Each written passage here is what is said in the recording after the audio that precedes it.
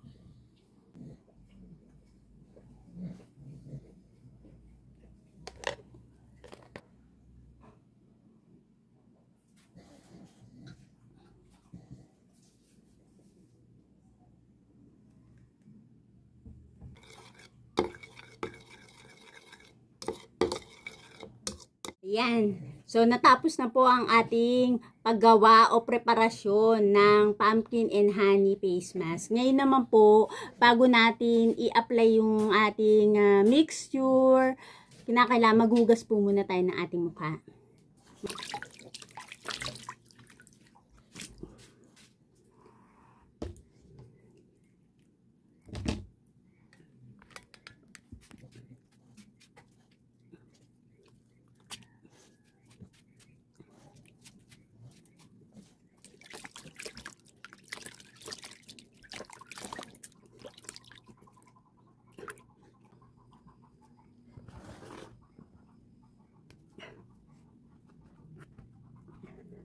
Gawin natin ating mukha.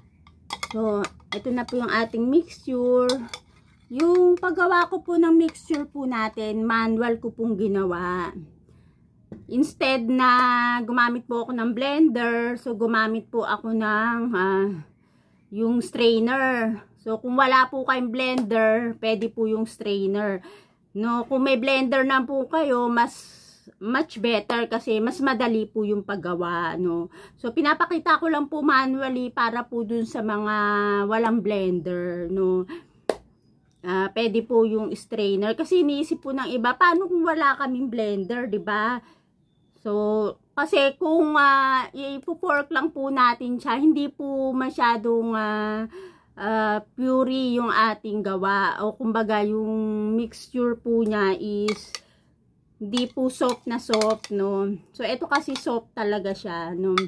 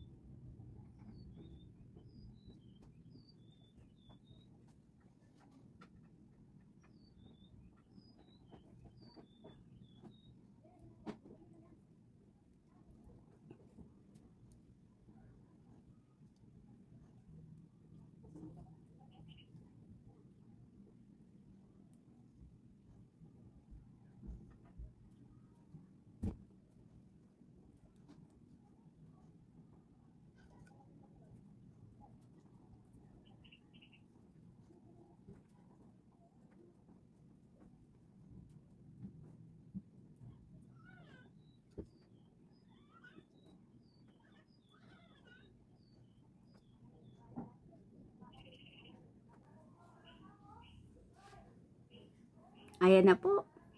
Nalagay ko na po yung ating pumpkin and honey face mask, ano. So, patutuyuin lang po natin to ng mga 15 to 20 minutes, no, until it dries up, ano. So, magbabalik po ang inyong kaganda.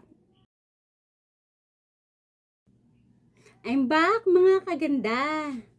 So, yan. After 20 minutes or more, okay na yung ating mixture. So, hindi man siya ganun talaga natuyo. But at least, diba, na-absorb na ng skin natin yung vitamins ng pumpkin. So, kailangan maghugas na tayo ng mukha, no?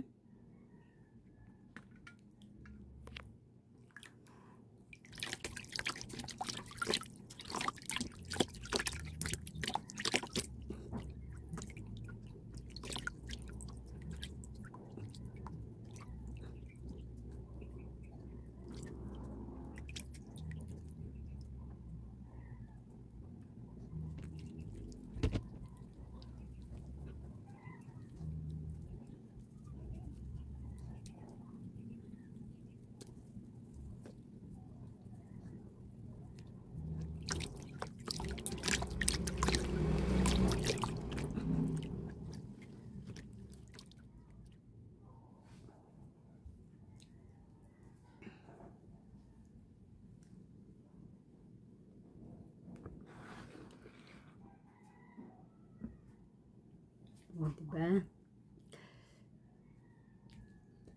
So, first time ko lang po itong gamitin itong kalabasa sa aking mukha.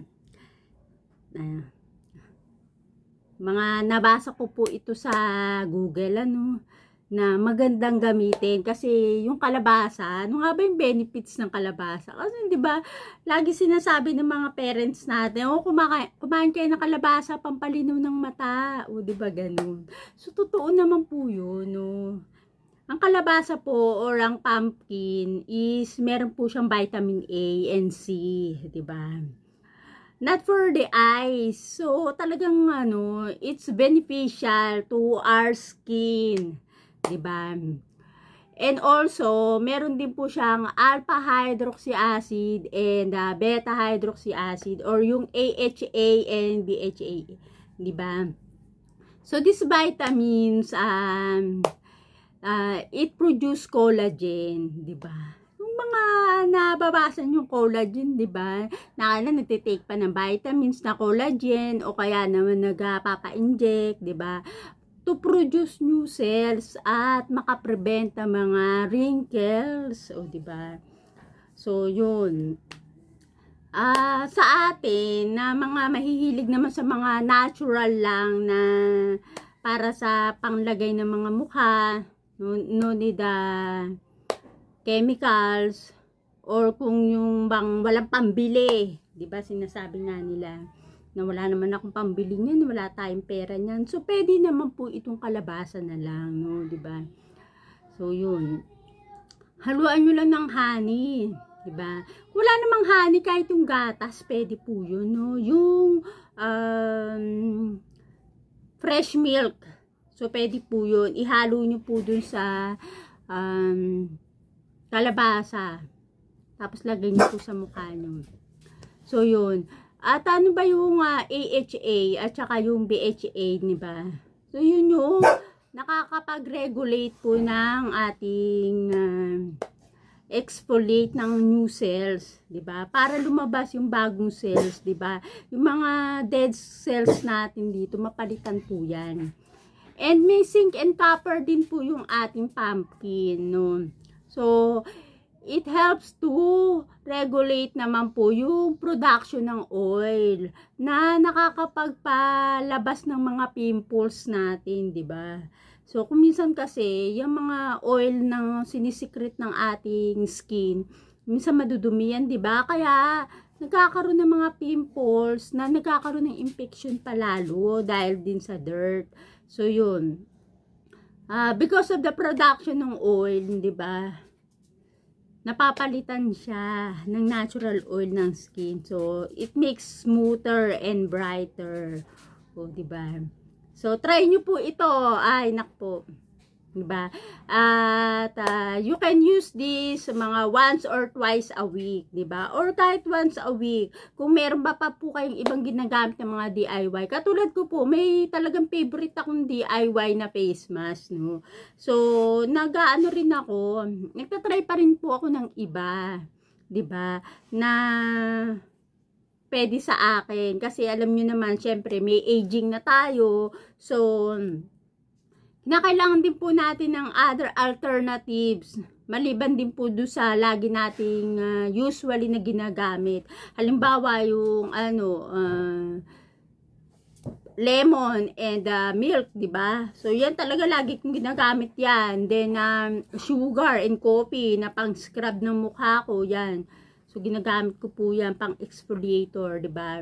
So, aside from that, kung meron naman po kayo na itatabing kalabasa sa inyong bahay, 'di ba, after nyo magluto, kahit kakaparanggot lang po yung mga maliliit ng ilang pirasong slice, tapos ilaga nyo lang po. So, yun, pwede nyo na po agad gawing face mask, o 'di ba? Effective na, affordable pa. Makikita lang sa bahay, o 'di ba? So, ayan po. Para po sa akin talagang effective po ito, 100% na natural, no? Kung kayo naman po ay medyo nag-aalangan na gamitin dahil baka ma-allergy kayo, so try nyo lang po muna na ilagay sa braso nyo, no? Dito sa kamay, sa braso, yan. Wag muna sa mukha kasi sometimes may parang baka mangati kayo or 'di ba, napaka-sensitive ng balat nyo, maninipis yung balat. So, try nyo po muna, no? Pero, para po sa akin, yung kalabasa, natural naman po siya at very safe. Pwede po siyang gamitin sa mga mas younger age. So, bata, matanda, no? Lalaki, babae, pwede po yan. So, ayun po. At, syempre, kung nagustuhan nyo po ang video na ito, huwag nyo pong kakalimutan like. At subscribe na rin po ang aking channel, Ana Luisa Cruz MP. At para ma-update naman po kayo sa mga susunod ko pa po mga DIY na pampaganda or beauty tips, huwag niyo pong kakalimutan i-click na ang notification bell. Maraming salamat po. Bye!